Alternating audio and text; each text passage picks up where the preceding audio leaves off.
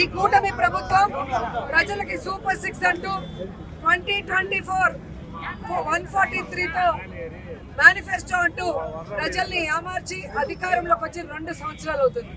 ఈ 2 సంవత్సరాల్లో సూపర్ 6 అనేది సూపర్ ఫ్లాప్, 2024 మేనిఫెస్టో అనేది 420 మేనిఫెస్టో.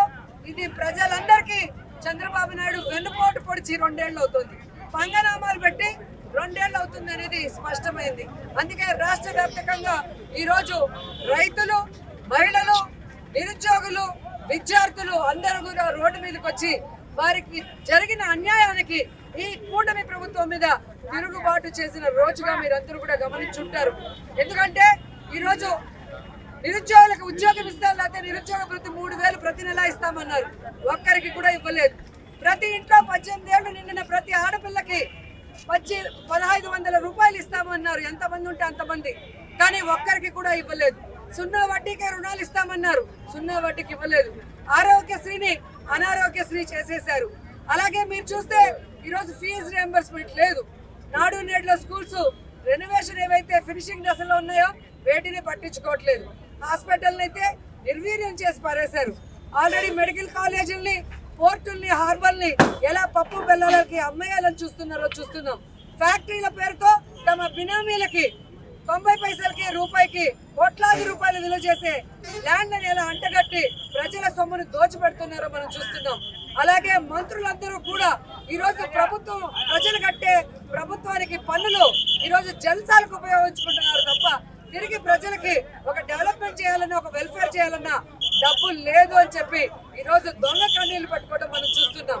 ఈరోజు పవన్ కళ్యాణ్ అనేవాడు నేను గెలిస్తే మీ అందరికీ అండగా ఉంటాను అన్నాడు. ఎవరికి అండగా ఉన్నావు? నీకు ప్యాకేజీ ఇచ్చే చంద్రబాబు నాయుడుకి అండగా ఉన్నావు. ఆయన చేసిన తప్పుల్ని కవర్ చేయడానికి డైవర్షన్ పాలిటిక్స్ చేస్తున్నావు తప్ప నువ్వు ఏ రోజు ఈ రాష్ట్రంలో నువ్వు ఇచ్చిన మాట ప్రకారం మహిళలకు కానీ, కాపులకు కానీ, నిరుద్యోగులకు కానీ, యువతకు కానీ అండగా నిలబడ్డావా అని అడుగుతున్నాను. మహిళలకైతే ఎంత అన్యాయం చేసావు. సుగాలి ప్రీతి విషయం తీసుకున్నా, ఈరోజు మహిళల మీద అత్యాచారాలు జరుగుతుంటే, వాళ్ళని చంపుతుంటే, ఆఖరికి నిన్నలా మొన్న ఒక చిన్న బిడ్డని ఈ నియోజకవర్గంలో కిడ్నాప్ చేస్తే కూడా ఈ రోజు వరకు నువ్వు ఎటువంటి చర్యలు చేపట్టలేదు, ఆ కుటుంబాలకి న్యాయం చేయలేదు అనేది ప్రజలందరూ కూడా గమనిస్తున్నారు. అలాగే అక్క చెల్లెలు ఎవరైతే వాలంటీర్స్ ఉన్నారో నీకు నేను అండగా ఉండి 5000 నుంచి 10,000కు పెంచుతానున్నావు. ఆఖరికి 5,000 కాదు కదా, వాళ్ళకి ఉద్యోగమే లేకుండా రోడ్డు మీద పడేసిన గనుడివి నువ్వా ఈ రాష్ట్ర ప్రజలకు మంచి చేసేవాడు అని అడుగుతున్నా. నువ్వు ఓజీ కాదు, పెద్ద క్యాబేజీ అనేది ఈ రోజు అందరికీ అర్థమైంది. చంద్రబాబు నాయుడు గారు ప్యాకేజీ తీసుకోవడం, రాష్ట్ర ప్రజలకి పంగనామాలు పెట్టడమే పవన్ కళ్యాణ్ పని అని కూడా అర్థమవుతుంది. ఆయన పొలిటీషియన్ గా ఫెయిల్యూర్, ఎమ్మెల్యేగా ఫెయిల్యూర్, డిప్యూటీ సీఎం గా ఫెయిల్యూర్, ఆఖరికి ఈ రోజు ఒక మనిషిగా కూడా ఫెయిల్యూర్ అయ్యాడు. ఆయన నమ్ముకున్న వాళ్ళకి కూడా అన్యాయం చేసే ఒక వ్యక్తిగా మిగిలిపోయాడు. ఇక్కడ గెలిచిన పవన్ కళ్యాణ్ ఇక్కడ ప్రజలకు ఏమీ చేయలేదు, కానీ తెలంగాణకు పోయి అక్కడ ప్రజలకు న్యాయం చేస్తాడంట, అక్కడ ప్రభుత్వాల్ని ప్రశ్నిస్తాను అని కూడా మాట్లాడుతుంటే అందరూ నవ్వుతున్నారు. ఎందుకంటే ఆంధ్రప్రదేశ్లో నువ్వు డిప్యూటీ సీఎం అవయ్యా, అక్కడ ఏదన్నా పొడిచి మళ్ళీ ఇక్కడ పొడవడానికి రండి అని తెలంగాణ వాళ్ళు తిట్టే పరిస్థితికి నువ్వు వచ్చావు అంటే ఎంత సిగ్గుచేటో ఒకసారి ఆలోచించుకోండి. అలాగే పక్క రాష్ట్రమైన తమిళనాడులో ఈరోజు రాజకీయ అనుభవం లేకపోయినా ప్రజల మీద అభిమానంతో పార్టీ పెట్టి సింహం లాగా సింగిల్ గా వచ్చి విజయ్ ఈరోజు ముఖ్యమంత్రి అయ్యాడు. ముఖ్యమంత్రి అయిన విజయ్ ఈరోజు స్కూల్ ఫీజులు తగ్గిస్తూ ఒక జీవోని రిలీజ్ చేయడమే కాకుండా స్ట్రిక్ట్ గా ఎలా ఇంప్లిమెంట్ చేస్తున్నారో మీ అందరూ కూడా గమనిస్తున్నారు. అలాగే ఆడపిల్ల విషయాలకు వస్తే తప్పు చేసిన వాళ్ళు పోలీస్ ఆఫీసర్లు అయినా కూడా ఏ విధంగా చర్యలు చేపట్టారో మీ అందరూ కూడా చూశారు. తన ఎమ్మెల్యేలతో సహా ఎవరు కరప్షన్ చేయకుండా కట్టుదిట్టం చేశాడు. మరి రాజకీయం తెలియని వ్యక్తి అక్కడ చేయగలిగింది నువ్వు పార్టీ బట్టి ఎన్నేళ్ళు అవుతుంది, అంతకుముందు ప్రజారాజ్యంలో ఎన్ని రోజులు ఉన్నావు, మరి ఏం చేసావు ఈ రాష్ట్ర ప్రజలకంటే కేవలం మోడీ గారికి, చంద్రబాబు నాయుడికి భజన చేయటం, వారి జెండాల్ని మీ జన సైనికులనే కూలీలతో మోహించడం తప్ప నువ్వు ప్రజలకు చేసింది శూన్యమని కూడా ఈ సందర్భంగా తెలియజేసుకుంటున్నా. అలాగే లోకేష్ ఆయన ఎప్పుడైతే విద్యాశాఖ మంత్రి అయ్యాడో ఈ విద్యాశాఖకే శని పట్టిందని కూడా ఈ సందర్భంగా తెలియజేసుకుంటున్నారు. ఒక డిఎస్సి పరీక్ష కూడా సక్రమంగా చేయలేక ఈరోజు అవినీతితో ఎలా పదవులు అమ్ముకున్నారో కూడా మనం చూసాం. అసలు పరీక్షలే రాయకుండా టీచర్లు ఎలా అయ్యారో అని అడిగితే కేసులు పెట్టండి అంటాడు. బ్యాకాట స్పోర్ట్స్ అని చెప్పి వాళ్ళకి ఉద్యోగాలు ఎలా ఇస్తారని అంటే క్రిమినల్ కేసులు పెట్టండి అంటారు. అంటే వాళ్ళు చేసిన అవకతవకలు నిజంగా ఎవరైనా జెన్యూన్ గా చేస్తే ఎవరెవరు పరీక్ష రాశారో మెరిట్ వచ్చిన వాళ్ళందరి లిస్టు అనౌన్స్ చేయాలి. ఏ జిల్లాలో ఎవరి మెరిట్ లిస్టు ఎవరికి ఉద్యోగాలు వచ్చి అనౌన్స్ చేయాలి. అది అడిగితే దానికి సమాధానం లేదు. పోలీసులు పెట్టుకొని రెడ్ బుక్ రాజ్యాంగాన్ని నిర్వహించాలని చూస్తున్నారు. అలాగే ఈరోజు స్కూళ్ళల్లో కనీసం స్కూళ్ళ బ్యాగులు, యూనిఫాము, షూస్, బెల్ట్ కూడా ఇవ్వలేని దౌర్భాగ్య పరిస్థితిలో ఈ విద్యాశాఖ వచ్చింది అంటే దానికి కారణం విద్యాశాఖ మంత్రి లోకేష్ కాదా అంటున్నా.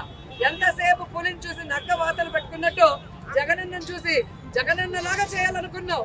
దాంట్లో 1% కూడా నువ్వు మీ నాన్న చేయలేక ఒక్క బోర్లా పడింది నిజం కాదా అంటున్నాను. అండ్ చంద్రబాబు నాయుడు అయితే ఒక శాపం ఉంది, ముని శాపం. నిజం చెప్తే తల 1000 వక్కలు అవుతుందని. ఆ శాపం ఇప్పుడు లోకేష్ కూడా అంటుకుందేమో. ఆయన నాన్నని మించిన అబద్ధాలు చెప్తూ ఈరోజు ముందుకు వెళ్ళటం అందరూ కూడా గమనిస్తున్నారు. సో ఈ రాష్ట్ర ప్రజలు ఈ రోజు ఏదైతే నిర్ణయం తీసుకొని ఈ కూటమి ప్రభుత్వ మోసాన్ని బయటికి తెచ్చే విధంగా రాష్ట్రం అంతా బయటకు వచ్చారో, మీ నియోజకవర్గాల్లో ఉన్న ఎమ్మెల్యేలు చేసే అక్రమాలని, అవినీతిని, వారిచ్చిన మేనిఫెస్టోలో చేయని వాటిని చొక్కా పట్టుకొని నిలదీసి ఆ చంప ఈ చంప వాయించమని కూడా ఈ సందర్భంగా తెలియజేసుకుంటున్నాను. ముఖ్యంగా నగిరి నియోజకవర్గాల్లో ఈరోజు గంజాయి విపరీతంగా ప్రవహిస్తుంది. ఇక్కడున్న ఎమ్మెల్యే భానుప్రకాష్ ఆధ్వర్యంలో ఆయన తెలుగు యువత హరికృష్ణ నుంచి ముఖ్యమైన వాళ్ళందరూ కూడా ఎన్నిసార్లు ఈ గంజా డ్రగ్స్ లో పట్టుబడ్డారో మీ అందరికీ కూడా తెలుసు. ఎన్ని కేసులు ఫైనల్ అయ్యి తెలుసు. ఇప్పటికీ విద్యార్థుల జీవితాలు నాశనం చేసే విధంగా ఈ గంజాయిని విచ్చలవిడిగా చేస్తున్న ఈ ఎమ్మెల్యేని తరిమి కొట్టండి.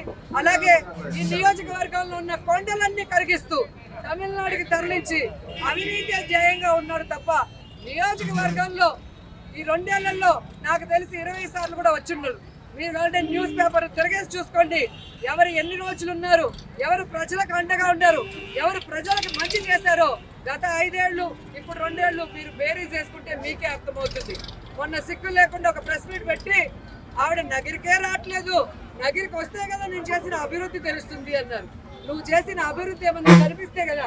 ఇక్కడ చూడండి కంకర టిప్పర్లు, అక్కడ చూడండి టిప్పర్లు పోయి ఏ విధంగా ఈ నగిరి నియోజకవర్గంలో ఉన్న ఏదైతే సంపద ఉందో మట్టి కానీ, ఇసుక కానీ, కంకర కానీ, గ్రనైట్ కానీ దోచుకోవడమే ధ్యేయంగా పనిచేస్తున్నావు తప్ప నగిరికి వచ్చి నువ్వు ఇచ్చిన మేనిఫెస్టోలో, నువ్వు ఇచ్చిన సూపర్ 6 లో ప్రజలకి అమలు అవుతున్నాయా లేదా అనేది గమనించావా? నీకు దమ్ముంటే నువ్వురా, మేము వస్తాం.